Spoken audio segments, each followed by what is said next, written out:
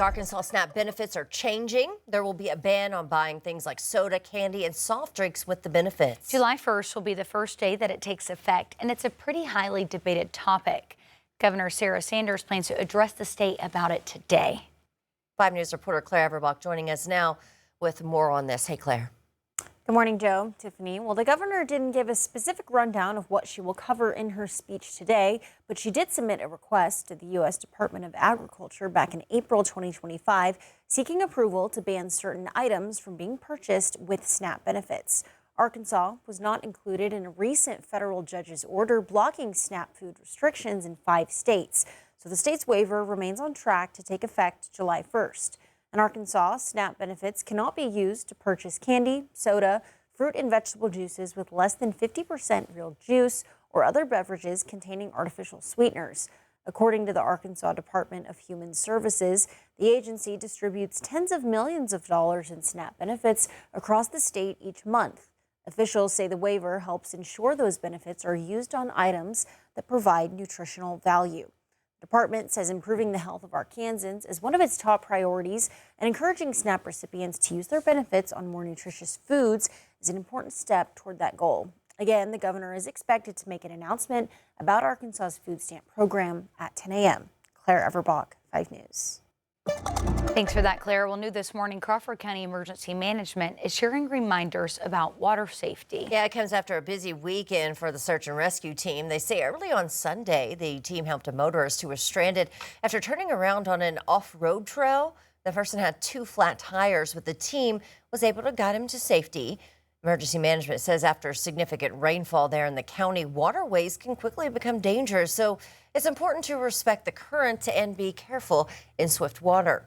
And the Oklahoma State Bureau of Investigation says a former Arkoma teacher and police chief has been arrested on charges involving inappropriate behavior with a child. 52-year-old Thomas Leonard faces 8 counts of lewd or indecent acts to a child under the age of 16. Investigators say they began looking into the allegations almost 3 years ago after the police department requested assistance. At the time, Leonard was a teacher at Arkoma Public Schools, where investigators say multiple students reported inappropriate contact.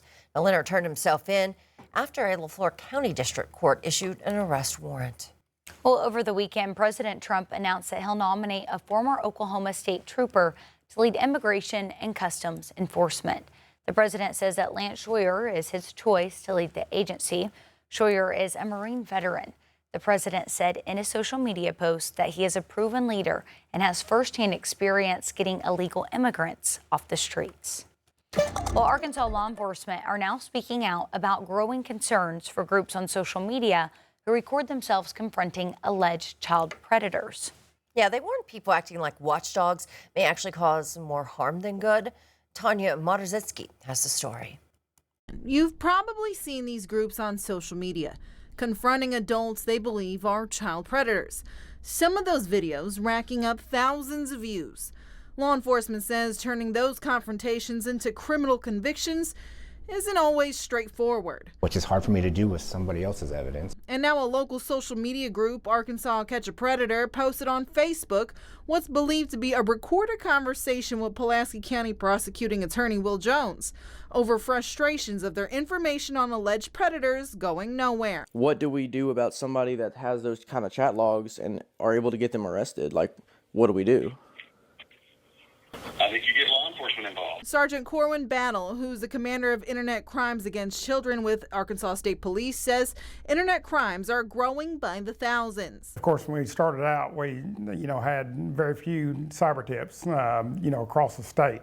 And now, the previous year we had 6,800 cyber tips, and this last year it was 12,500. He says the confrontations these social media groups do are dangerous. Are they really trying to help us? If they can't come to the table and say, hey, this is the issues that we have with this, if you're running across this stuff, you need to report it. Or are they trying to get likes and, subscribers and to get money? Battle says the evidence these social media groups give them can't stand up in court, or worse. And whenever they, just hand over some copies of screenshots, they can be manipulated. First thing, a defense attorney is going to say is, hey, these guys aren't law enforcement. They used AI tool to manipulate this. And then our case falls apart with them. He's reminding parents to also check their kids' devices. There's plenty of videos out there to show them how to set up parental controls on those devices. Those parental controls will help them know which applications they're putting on there. Well, the Pea Ridge Police Department is giving an update on plans for a vigil to honor the late officer Kevin Apple. He was killed in the line of duty just over 5 years ago. The department postponed the blue light vigil that was supposed to be held on Friday due to the risk of severe weather. It'll now be held on December 12th on Kevin Apple Day. He would make some elaborate pranks and plans, and he was patient beyond belief to watch it happen. He was a character. He very much was a character, and a truly lovable character. Well, over the weekend, community members came out for a memorial poker run to honor Apple, featuring food and music from the Benton County Line Band.